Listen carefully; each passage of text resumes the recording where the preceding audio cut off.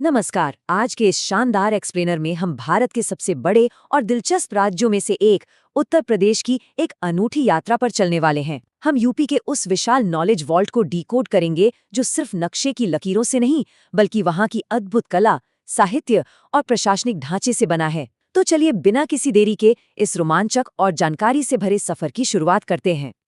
इस पूरे डेटा को आसानी से समझने के लिए हम इसे कुछ मुख्य हिस्सों में बांटेंगे। हम शुरुआत करेंगे वहाँ के सांस्कृतिक प्रतीकों और कला से, फिर साहित्य और मशहूर उपनामों को जानेंगे। इसके बाद मेले, उत्सव और झीलों की बात होगी। फिर हम यूपी पुलिस के पूरे ढांचे और उनके कुछ प्रमुख ऑपरेशंस को समझेंगे और अंत में शासन और कल्याणकारी योजनाओं पर नजर डालेंगे। तो चलिए सीधे गोता लगाते हैं हमारे पहले हिस्से में, जो है राज्य की जीवंत कला और उसके सांस्कृतिक प्रतीक। क्या आपने कभी गुलाबो सिताबो के बारे में सुना है? ये कोई आम कहानी नहीं है। दरअसल ये एक बेहद खास तरह की पारंपरिक दस्ताने और छड़ी वाली कठपुतली कला है। सबसे दिलचस्प बात यह है कि ये अवध के आखिरी नवाब वाजिद अली शाह की जिंदगी पर आधारित है। जरा सोचिए, इतिहास को कठपुतलियों के जरिए जिंदा रखने का ये कितना शानदार और अनूठा तरीका है ना? और बात जब कला की हो रही है तो हम यहाँ के महान संगीतकारों को कैसे भूल सकते हैं। यूपी ने ऐसे दिग्गजों को जन्म दिया है जिनका नाम लिए बिना भारतीय शास्त्रीय संगीत की बात ही पूरी नहीं होती।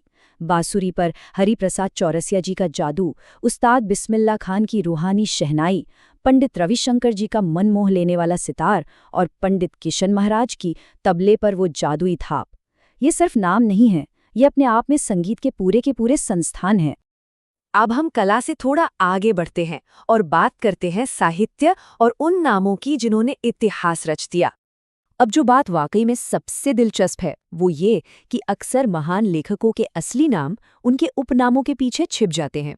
अगर मैं कहूँ धनपत राय श्रीवास्तव तो शायद आप सोचने लगें कि ये कौन है, लेकिन जैसे ही हम मुंशी प्रेमचंद कहते हैं तो तस्वीर बिल्कुल साफ हो जाती है। बिल्कुल ऐसे ही रघुपति सहाय दुनिया के लिए फिराक गोरखपुरी बने और सच्चिदानंद हीरानंद वात्स्यायन को हम सभी अज्ञेय के नाम से जानते हैं। एक नाम से दूसरे नाम तक का ये सफर अपने आप में कितना अद्भुत है। इसी साहित्यिक आसमान का एक और बेहद रोशन सितारा हैं महादेवी वर्मा जी। फर्रुखाबाद में जन्मी महादेवी जी को आधुनिक युग की मीरा भी कहा जाता है। उन्होंने साहित्य में जो योगदान दिया है वो अतुलनीय है। उनकी शानदार रचना यामा के लिए उन्हें साहित्य के सबसे बड़े सम्मान ज्ञानपीठ पुरस्कार से भी नवाजा गया था। आइए अब साहित्य के पन्नों से निकलकर राज्य के अलग अलग हिस्सों में लगने वाले मेलों, त्योहारों और वहाँ की खूबसूरत झीलों की तरफ चलते हैं। उत्तर प्रदेश की संस्कृति सिर्फ किताबों में नहीं बल्कि वहाँ के मेलों में बसती है। आगरा में ताज महोत्सव की रौनक देखने लायक होती है। वहीं अगर आप सहारनपुर जाएंगे तो वहाँ शाकुंभरी मेला लगता है। मिर्जापुर अपने कजरी महोत्सव के लिए जाना जाता है और झांसी में आयुर्वेद महोत्सव मनाया जाता है। हर एक जिले की अपनी एक अलग वाइब है, अपनी एक अलग पहचान है। और इन उत्सवों के साथ साथ वहाँ का प्राकृतिक सौंदर्य भी गजब का है। बलिया में सुरहाताल और संत कबीर नगर में बखीरा झील जैसे अहम जल निकाय हैं जो वहाँ की बायोडाइवर्सिटी के लिए बहुत ज़रूरी हैं।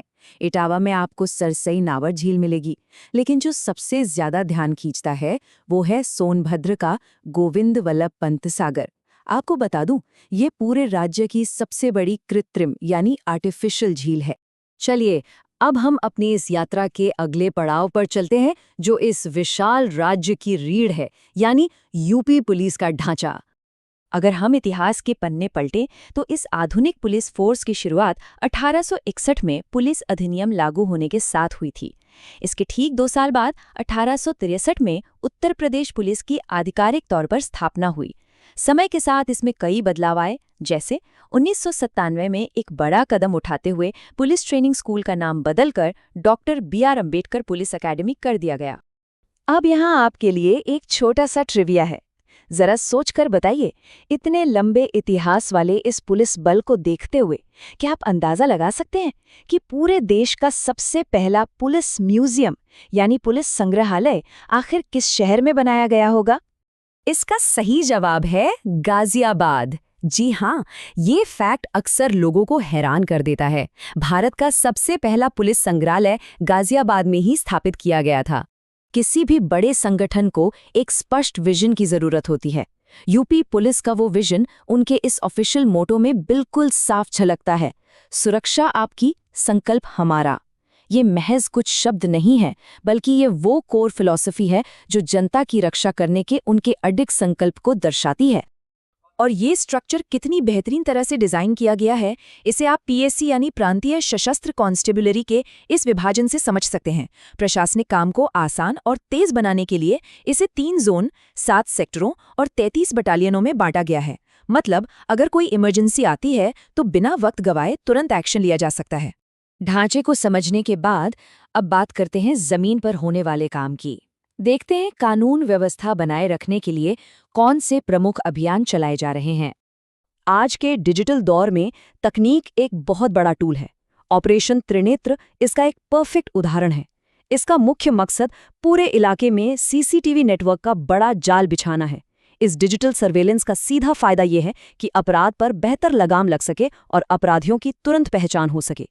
इसके अलावा कुछ और भी अहम पुलिस ऑपरेशंस हैं जो लगातार चलाए जा रहे हैं, जैसे ऑपरेशन कन्विक्शन, जिसका सीधा लक्ष्य है जघन्य अपराधों के मामलों में तेजी लाना, ताकि 30 दिनों के भीतर ही सजा तय की जा सके। फिर एक बेहद संवेदनशील पहल है ऑपरेशन मुस्कान, जो लापता बच्चों को ढूंढकर उन्हें सुरक्षित उनके परिवारों से मिलाने का काम करती है। और एक है ऑपरेशन लंगड़ा, जो एक रणनीतिक कदम है जिसमें पुलिस मुठभेड़ों के दौरान अपराधियों को भागने से रोकने के लिए उनके पैरों पर निशाना लगाकर उन्हें निष्क्रिय करती है। ये सभी अभियान कानून लागू करने के अलग अलग आधिकारिक तरीकों को दर्शाते हैं।